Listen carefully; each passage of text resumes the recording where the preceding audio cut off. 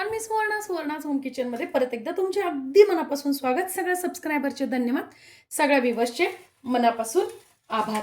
आज आपण खूप सुंदर अशी रेसिपी बघणार आहोत, ती म्हणजे मुखवास. आज खूप छान असा मुखवास दाखवणार आहे. या मुखवासाचे फायदे अनेक आहेत.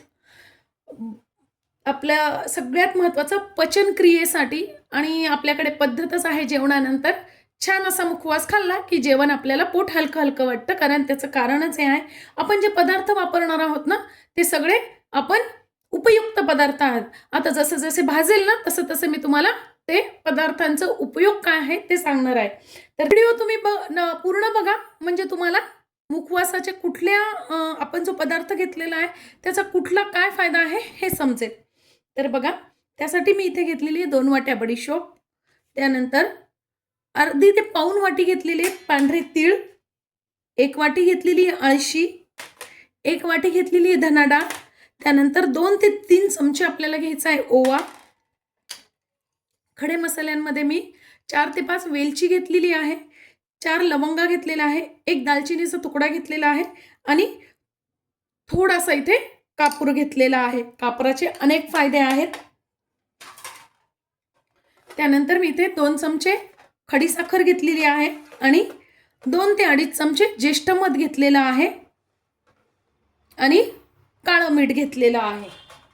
आपण जेव्हा असं मुखवास करून खातो ना मैत्रिणींनो, त्यावेळेस काय होतं, मुखवासाने उष्णता कमी होते, मुखशुद्धी होते, पचनक्रिया, पित्तनाशक, कफ कमी होतो, पोटाचे विकार आणि स्किनचे विकारही कमी होतात.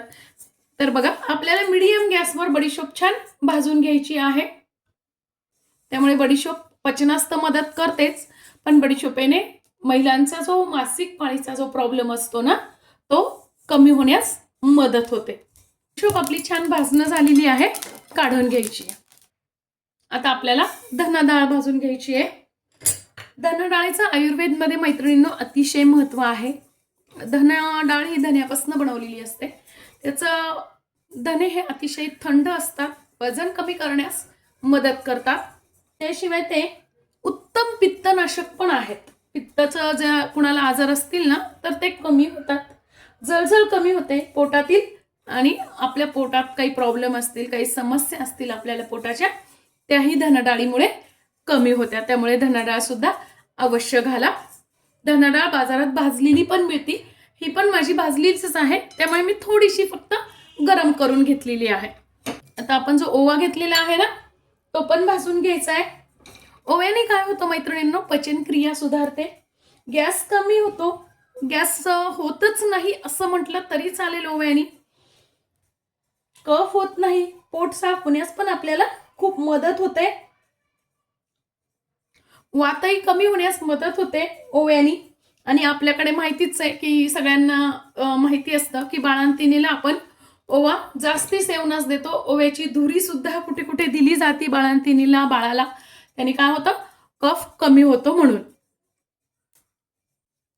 ओवा पण आपल्याला छान भाजून घ्यायचा आहे मीडियम गॅसवर. पण छान भाजणं झालंय, काढून घ्यायचं आहे. आता आपण अळशी भाजून घ्यायची आहे.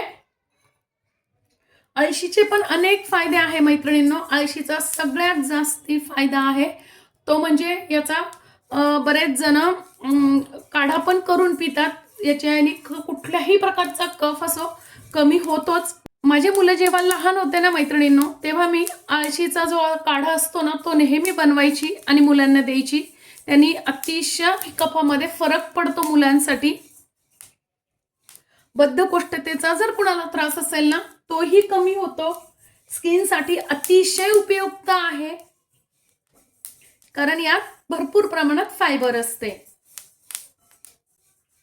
अळशी पण आपल्याला छान अशी तडतड वाजेपर्यंत, आणि भाजल्यानंतर काय होतं, ती अशी थोडीशी फुगते. छान अशी आपल्याला मीडियम गॅसवर भाजून घ्यायची आहे.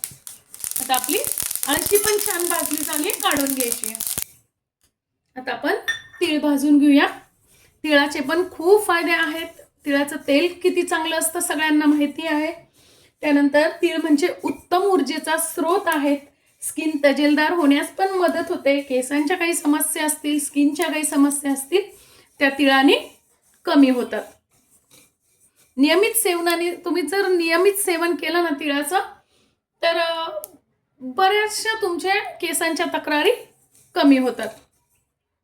तीळ पण आपल्याला छान मीडियम गॅसवर भाजून घ्यायचे आहेत. तीळ भाजणं झाले, काढून घ्यायचे आहेत. आपण जे खडे मसाले घेतलेले आहेत ना, ते फक्त आपल्याला आता गरम कढई भरपूर गरम आहे, त्यात फक्त 2 मिनिटं असे भाजून घ्यायचे आहेत. बघा, वेलची छान फुगली आहे, लवंगाही छान फुगले आहेत, काढून घ्यायचे आहेत. छान आता आपलं भाजणं झालेलं आहे. हे पूर्णपणे थंड होऊ द्यायचं आहे, गरम आपल्याला बारीक करायचं नाहीये. आता बघा, इथे आपण जी ज्येष्ठमध घेतलेली आहे ना, याचे सुद्धा अनेक फायदे आहेत. ज्येष्ठमधाने तुमचा घशाचे काही खूप जुने विकार असतील, घशाचे काही प्रॉब्लेम असेल, आवाज सुधारण्यास तुम्हाला मदत होते. कफ कमी होतो ज्येष्ठमधाने, पण आवाज सुद्धा चांगला होतो. आणि घशाचे काही प्रॉब्लेम असतील तर त्यांनी ते नक्की कमी होतात. त्यानंतर मी ते कापूर घेतलेला आहे. कापूर हा सगळ्यात महत्त्वाचा सांधेदुखीसाठी खूप चांगला आहे. आपण हा आता खाण्यात टाकणार आहोत. स्किनचे काही प्रॉब्लेम असतील तेही कापराने बरा होतात. केसांच्या काही समस्या, कोंडा कमी होण्यास पण कापराचा चांगला मदत होतो. आणि तुमचे जर सांधे कायम दुखत असतील ना, तर तुम्ही कापराचं तेल लावा, त्याने खूप फरक पडतो. इथे मी काळं मीठ घेतलेलं आहे. काळ्या मिठाचा फायदा म्हणजे अत्यंत पटकन गॅसवरती आपल्याला तो प्रभावी ठरतो. गॅस याने पटकन कमी होतो. त्यानंतर मी इथे खडी साखर घेतलेली आहे.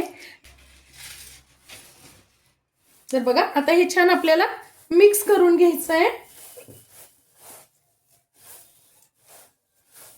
आता हे आपल्याला काय करायचंय, जाडसर असं बारीक करायचंय. खूप बारीक नाही करायचंय, अगदी पावडर नाही करायची आहे, थोडंसं जाडसर ठेवायचंय.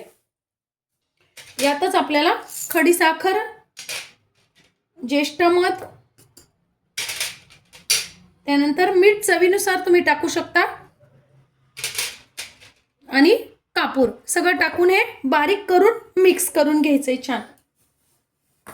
बघा, काय सुंदर असा वास येऊन राहिलाय. खूप, तुम्ही याला मसाली सुपारी असंही म्हणू शकता, फक्त यात आपण सुपारी नाही घातलेली. चवीला तर अतिशय सुंदर झालेली आहे. असा हा मुखवास तुम्ही नक्की घरी करून बघा. तब्येतीची काळजी, स्वतःही आपण आपल्या तब्येतीची काळजी घेतली पाहिजे.